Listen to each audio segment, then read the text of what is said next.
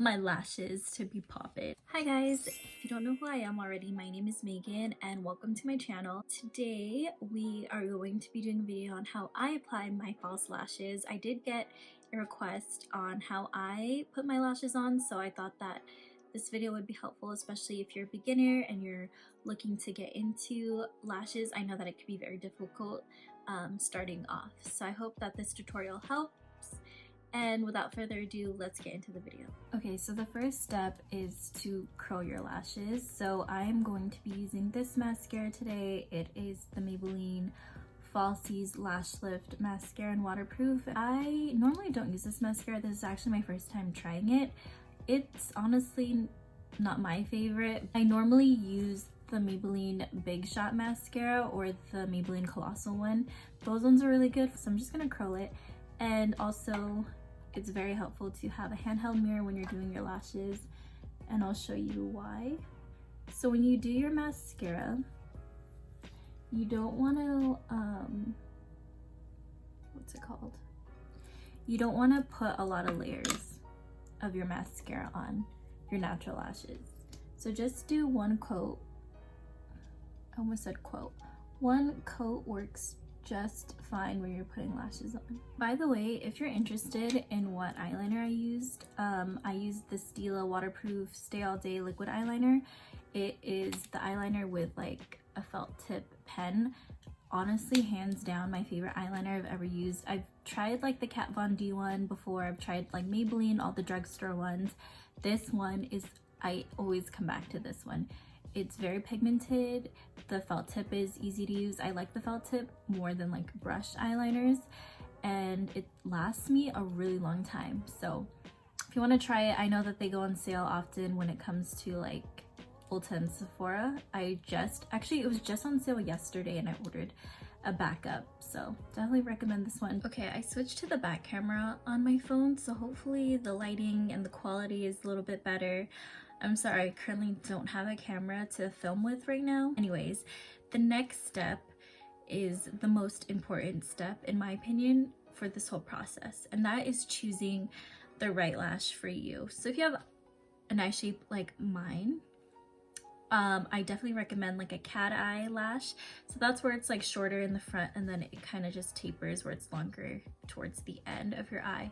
So some favorites that I have are the Ardell Wispies. These ones are really nice. To me, they are definitely on the more natural side, especially if you're like a beginner. I think that you should maybe try this or like the Demi Wispies. Another lash that is my personal favorite that I always use, it's my most reliable lash because I know that I love them so much, it'll never fail me, is the Ardell Mega Volumes in 250s. So what I like about these is that they do give me that volume I'm looking for. It gives me that dramatic look I'm looking for without washing out my eyes or weighing them down, if that makes sense. So this one is definitely, oh, there's a freaking lash hair stuck to it. But I like these ones because, as you can see right here, they already have that curling technology, so the hairs automatically already curls. I also have this lash on hand. It is the same category or same style as the Mega Volume 250s. It's in that same Mega Volume line, but this one is Ardell Mega Volume in 259. So I think I'm gonna try this one out today. It looks similar to this one. It's just like a little bit longer and more feathery and wispy. So yeah, I haven't tried this one, so I think it'd be good to try today to see how I like it and see if I recommend this one. So once you find the lash that works for you, you're just gonna get a pair of tweezers. What I like to do is start to take out the lash, because it's also important to be gentle, because sometimes the lash glue that's already on the lash can stick to the thing if you're pulling it, and then it'll just ruin your lash altogether. So what I like to do is just grab the tweezers and just gently pull it, and I pull it from the end, not the inside, because I have to always trim my lashes because of how small my eye is. And so when you do trim your lashes, you always want to cut it from the end. So when you finally get the lash,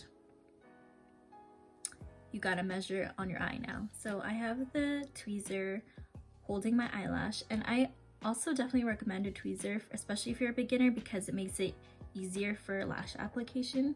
So I'm just gonna take a mirror, and I usually use like a eyeshadow palette mirror, and I'm gonna hold it down at an angle. Okay, so I'm holding it down like this, and then I'm just going to take the lash and kind of place it on where I'd want it to be so I can see how much I have to trim. I definitely recommend trimming like little by little, because it's easier to, you know, go back and cut it rather than cutting it too short and then you won't be able to use it. So I'm just taking like these elementary school scissors, and I cut like a little chunk off. And then I go back in again and measure it, and then I just basically repeat this process until I find the length that I want it at. So the glue I like using is the duo glue. I usually use the dark tone duo glue, but I'm all out. So I also personally like the duo glue with the wand, because there's another one that I have here that's the tube, and I feel like this is harder to kind of control how much glue you want on your lash. Today though, we're going to be using the clear, and I like this because it's like inexpensive. It works really good. So taking the glue, I'm going to just place the glue on the band, and you want to make sure that the layer of the glue is an even layer,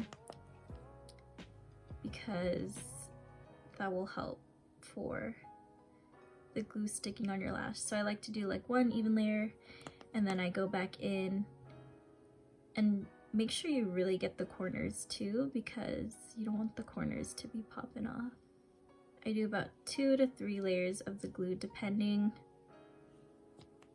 on how much I think I need. I think I need a little bit more in the corner actually, right here. And then for this glue, I usually do about 60 to like 80 seconds to make it tacky. So to make it tacky, I just go like this. And it's also very important to wait for your glue to get tacky, because if you put it on when the glue is still wet, the glue will move around and it'll make it very difficult to work with. So it's been about 80 seconds or so, so I think it's pretty tacky. So I'm gonna try to get close. Okay, sorry, this is very awkward for me. I'm still holding the mirror down as I did when I was measuring the lash, and I'm looking down, and what I like to do is place it focusing on the middle part of my eye. So I go in and move the inner corner first. Then I'm gonna take the end part of the lash, and you want to get as close to your lash line as possible so that it looks more natural. For the inner corner, I like to take it and then push it up so that it sticks. What I like to do sometimes is like close my eye, and then if I have to move anything or stick anything down, then I do. Ooh, I like these lashes. They're cute. Whatever. Okay, so now I'm going to do it on this eye, and I'll be right back. Both lashes are done. So while this one is drying, I like to take my eyeliner and then kind of go over the lash where my eyeliner is. Oh, sorry. Taking my eyeliner, I'm going to just line over. Sometimes the glue can get over the eyeliner, so I like to kind of blend everything again. And of course, if you aren't wearing eyeliner, when you put lashes on, you don't have to do this step. Now that both eyes are lined with liner again, I'm going to just, and this step is optional, I like it because it blends my natural lashes and the false lashes together. I'm gonna take my lash curler, and I'm just going to lightly, and you don't want to press too hard, because if you press too hard you might damage the false lash or bend it or rip it off altogether. So I'm just going to lightly press on it about 2 times, and then do the same with this eye. And then I like to take my mascara and from the base kind of wiggle it to blend the two together. One last step I like to do is to kind of tightline with eyeshadow, just to kind of blend it, because sometimes you can see like underneath the eyelid, you can see the color of your skin, if that makes sense. I mean, that always happens to me. So I'm just taking an eyeshadow color, either black or dark brown, and just lightly pressing it, and voila, and then you're done. We done. That concludes today's video. I hope that this was really helpful for you. If you have any other questions, please leave it in the comments below and I will respond to them. Any products that I like or that were talked about or used in this video will also be linked in the description box below as well. So if this video was helpful for you, it will mean a lot to me if you give it a big thumbs up. Please subscribe if you haven't already, and I'll catch you guys in my next video. Peace!